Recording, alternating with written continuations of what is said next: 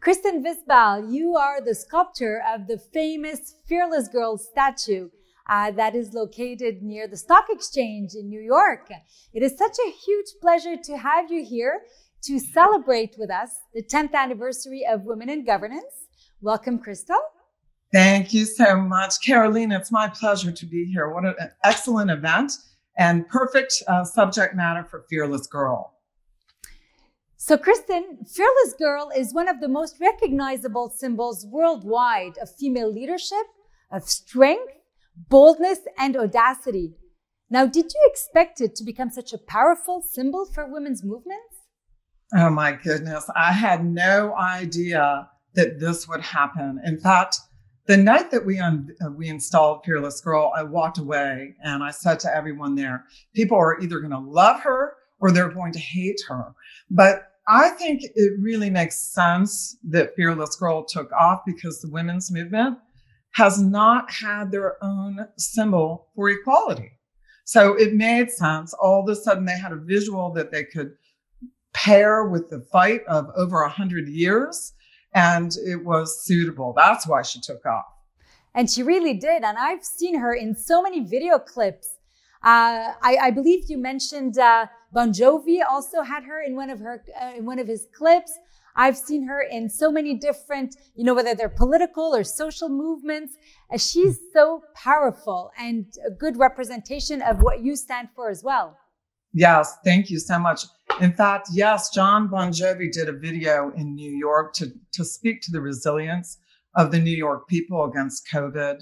And they put an image of Fearless Girl for empowerment, for strength.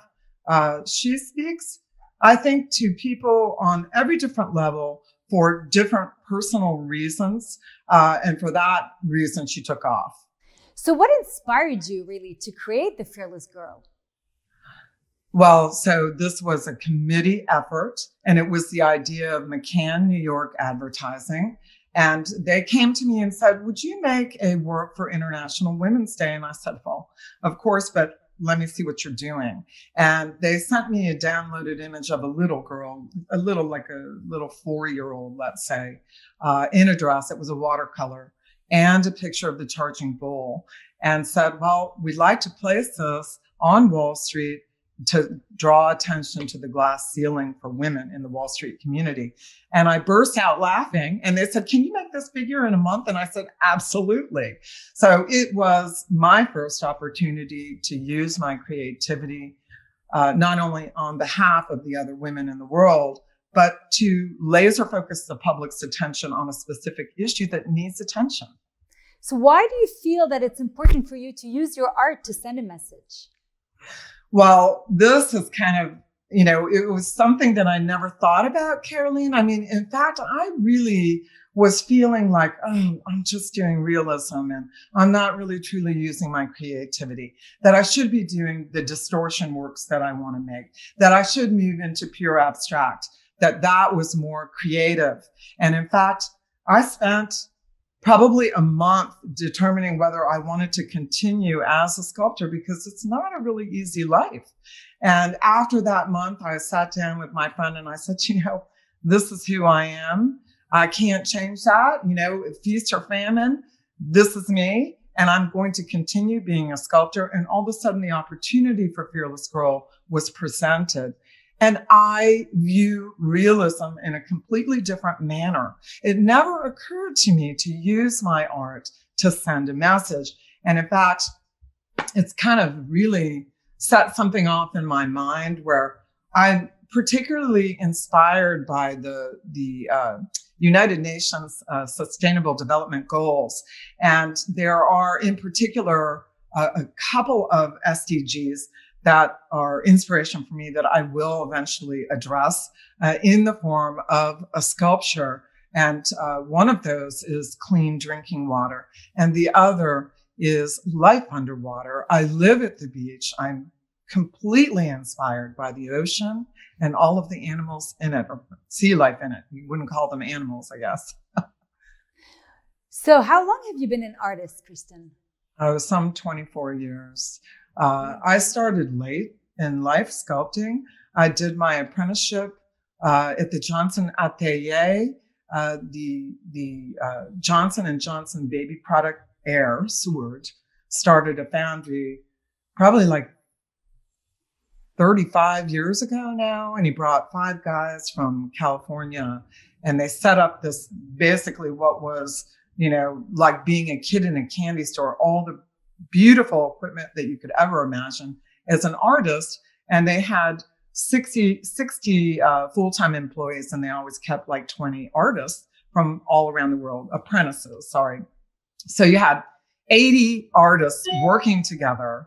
I was there for 3.5 years studying the process of lost wax casting, which is really intriguing. It's some 6,000 years old. It is the only way that you can create a piece of art that lasts throughout time, actually. And it's called Cire Perdue, basically started by the Han Dynasty. And it's a double molding process. A lot of people go through a foundry and they say, what is going on? It's not really that complicated, but at first it is. And you basically make a model out of stone, out of wood, out of clay, or whatever medium you're working with. I use clay. And in the case of clay, you would make a flexible rubber mold with a hard outer shell. And you only use that mold to create a hollow wax duplicate of your sculpture. And then you build a second mold called ceramic shell in layers. You dip the wax in a colloidal silica, which is the consistency of a pancake batter, and you roll it, each piece, the segments you're going to cast, in a fine sand, and then a medium sand, and then a coarse sand, until you build up about a 1/2 inch of thickness. And then you drill holes into the feeding system that you've designed to feed the sculpture quickly with bronze. The bronze will start to cool in like 5 minutes. And you drill holes into the feeding system. You put the pieces into a furnace and you fire them. It's ceramic shell. The wax is lost. That's why it's called lost wax casting. And then you plug the holes and you sink that form into a sand bed in order to support it, because it's very fragile. And then, Caroline, you pour the metal, and within 5 minutes you can start chipping off the shell. And you then degate it, then you weld the pieces together. They need to match the artist's texture, the technicians, where the seams are. And then you sandblast it to clean it. And you apply different chemicals, which give you different results. Like wonderful. So it's beautiful. Kristen, if somebody really wanted to, I know you're totally passionate about your topic, obviously. But so just to go back to Fearless Girl for a second, if somebody really wanted to have a Fearless Girl statue in their home, is that a possibility? Yes, I am making miniatures. It's a relatively large limited edition, but you can go to fearlessgirl.us and click on reproductions, and we'd be happy to make them for you. They're beautiful. They're 22 inches high, and they're mounted on little 1-inch pieces of granite. I love them. They're beautiful. Eventually, I'll try and make something, Caroline, that's a little more feasible. Bronze is not a cheap medium to work in. So hopefully one day I'll make something that anybody can afford to buy. Right. And I guess, tell me more about the message itself that you're trying to convey through Fearless Girl. So, to me, as I said earlier, everybody responds to Fearless Girl in a different way. She means something different to everyone. But primarily, Fearless Girl is about equality. So we may have started this project by trying to send a message about the glass ceiling for women. They were being bypassed for promotion. They were not getting equal pay. And in essence, Fearless Girl stands for equality, for the education of women, for equal pay, for the general well-being of women, for supporting women in leadership positions, for gender collaboration. She stands for all these things. But in essence, what that is equality. It's a basic, intrinsic human right of a woman to be equal on every level. Now, the reality is there was a study done somewhere around 2015 by the Brainscape organization. And they found that men and women, their brains actually function differently. Men use more gray matter. They found that women tend to be a little bit more cautious. They found in corporations that companies are less litigious if they have women at the helm. They've also found that, men tend to capitalize on a short-term opportunity better than a woman does. A woman's more cautious, but a woman is better at multitasking. So if you take these basic tendencies of men and women and you couple them together, it's a perfect blend for maximum productivity and a better environment. So everyone's happier. And the bottom line is that corporations that incorporate women throughout their staff are going to be much more successful. Well, that's music to my ears, obviously, Kristen. That's what we've been working at for the past 10 years at Women in Governance, really insisting on having women at every level, having a strong pipeline of female talent as well. And it's seen in every study. It is demonstrated very clearly that the presence of more women in decision-making bodies actually has a positive impact on financial performance, on innovation, on employee engagement, on productivity, etc.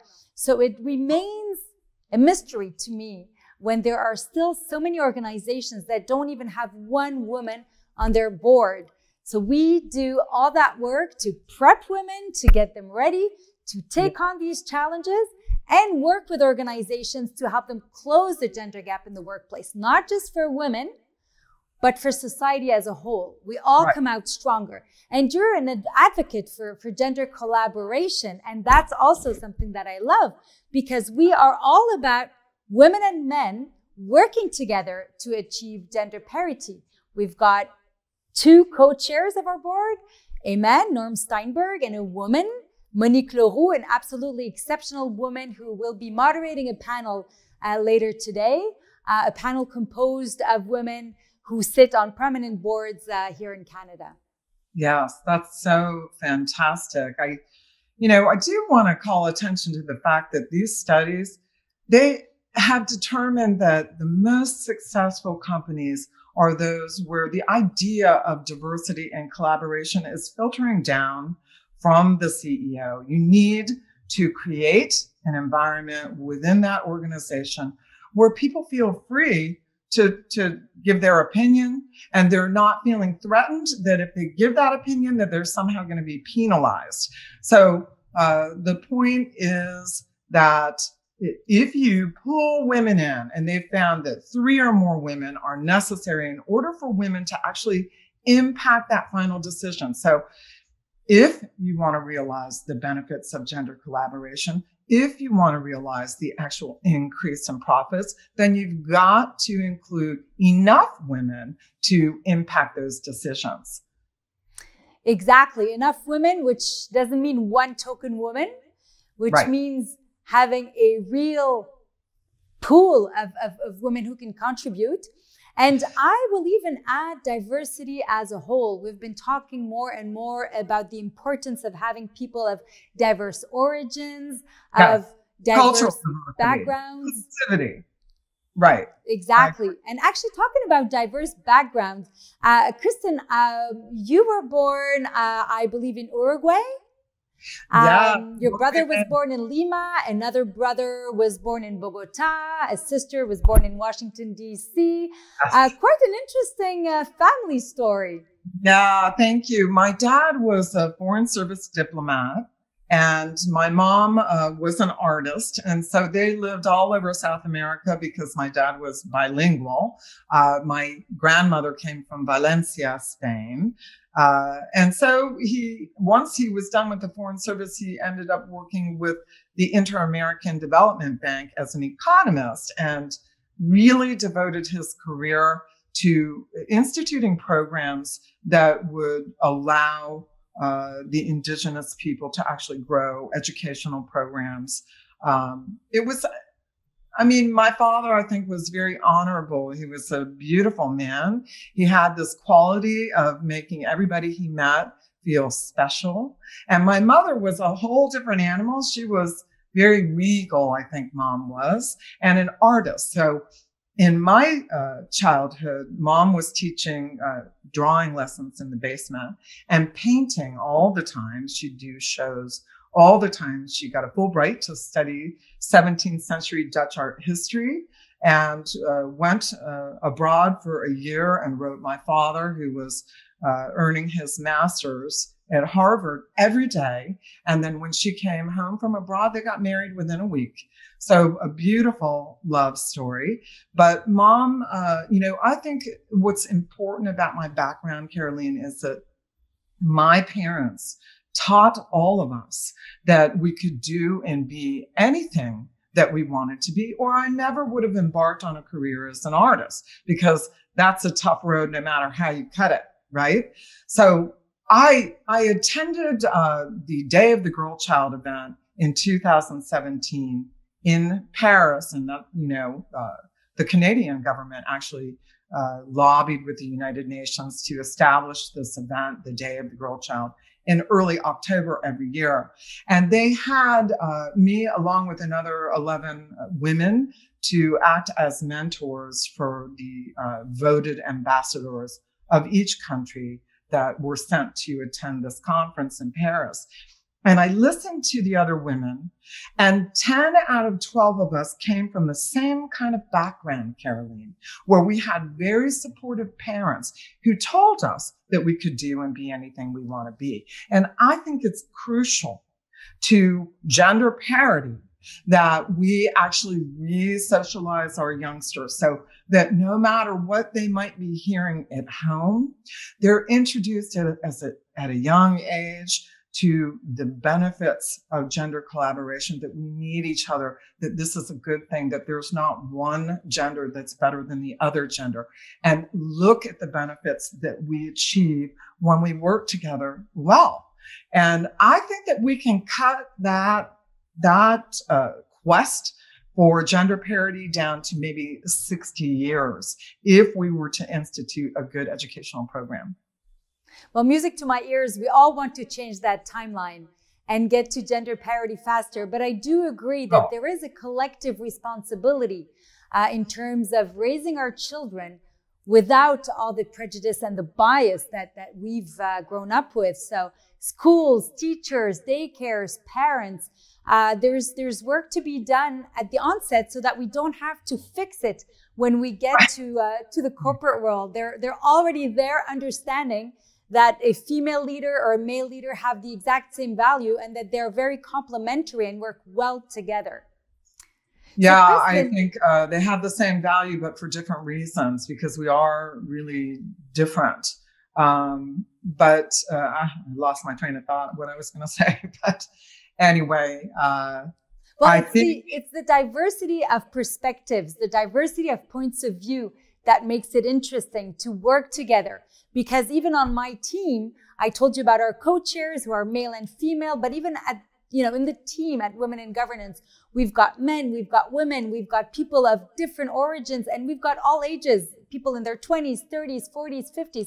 There also, I see a huge benefit to hearing different ideas on every single decision that we need to make. It makes more robust decision. It makes more innovation, more, very varied ideas. And it makes us just more competitive in today's landscape to be able to continue to navigate. I used to, when we first unveiled Fearless Girl, I would go out and I would talk to different people and I would say point blank, if you own a business and you don't adequately weave women through that business at every level, that you're going to be left in the dust, because there is no doubt that it's more profitable when women are included. But also, I've always spoke to the cultural inclusivity. The bottom line is maybe it's a philanthropic aspect of my personality, but we need to just learn how to love each other and to work with each other. And there are wonderful, wonderful benefits from doing that. And that's what's so excited about the gender diversity studies. I think diversity studies actually started in the 60s, but in the early 80s, they started doing diversity studies on board diversity. So this is a subject matter of research that's been around for many, many generations. She got a lot of play. I mean, it got a lot of play along with Fearless Girl. But, first and foremost, Fearless Girl is about equality and empowerment. Well, thank you so much, Kristen. It's been amazing to get to know you and become friends. And I know we'll see each other again when, this whole pandemic is over. I will come to you or you will come to me, but we will make it happen. I'm very much looking forward I'm looking forward to having you, Caroline, participate in the next exciting project that I'm going to be working on. So I know you've got a lot of exciting projects coming up, some that are secret, I believe, that you can't unveil just yet. Exactly. So, and you can't, minimize the element of surprise. So we're going to keep it under wraps, but I'm very excited to work with you again and to be here today. And best wishes for an excellent 10th anniversary. Well, thank you so much, Kristen Visbal.